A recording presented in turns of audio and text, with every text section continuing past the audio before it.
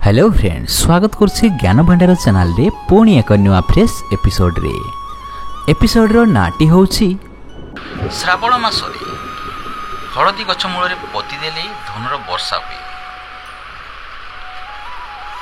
बंधुगण, मु आज आपन को एपरि उपाय विषय कहबा को जाउछि जा आपन को घर पाखरे जदि आपन पति छंती देबे आपन को सब इच्छा पूर्ण होई थाए, मन भीतर रुचि रहितवा समस्त इच्छा मध्ये पूर्ण होई थाए। से विषय मु आज आपन को जणाइबी। एबे श्रावण मास चली, एई मासरे केउ गछ मूल रे हळदी दुईटी पति देले केउ प्रकार इच्छा पूर्ण होई थाए ता मध्ये जणाइबी।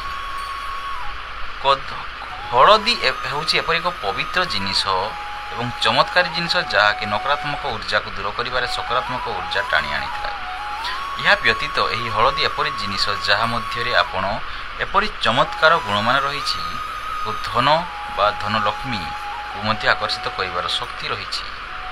एही कथा मन्य मानि आपण धन लाभ करि परिबे। तेबे एही मासटी अत्यंत पवित्र अटे। एही मास शिव भगवान को समर्पित। तेबे प्रथमे होछि इच्छा पूर्ति पई कदली गछ मूल रे दुईटी हळदी को निजर इच्छा स्मरण करी पति दियंतु।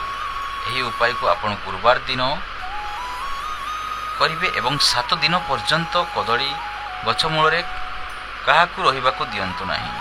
आसंता गुरुवार दिन 7 दिन परे जो गुरुवार पड़िबो सेही गुरुवार दिन संध्या समय रे खड़ी आनंतु एवं यह करने द्वारा आपणकर सर्व इच्छा पूर्ण हो।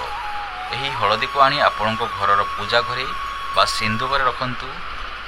यह करने द्वारा आपण मन भितर जहाँ भी इच्छा थाउ ना कहीं सब इच्छा पूर्ण हेबो। यह एक चमत्कारी उपाय अटे।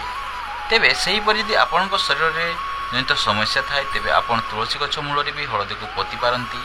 यह करने द्वारा आपण शरीर रोग दूर हेबा सह आपण घरे कौनसी प्रकार नकारात्मक शक्ति रही ताहा मध्य दूर होई जिवो। तो जानिले श्रावण मासरे हळदी गछ मूल रे पति देले धन हुए वर्षा।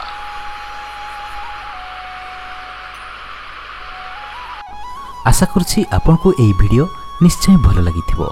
जदि भलो लागिला निहाती गोटे लाइक करिवे आउ ए पर्यंत ज्ञान भंडार चैनल सहित जोडी होई रहते हम चैनल को निश्चय सब्सक्राइब करिवे।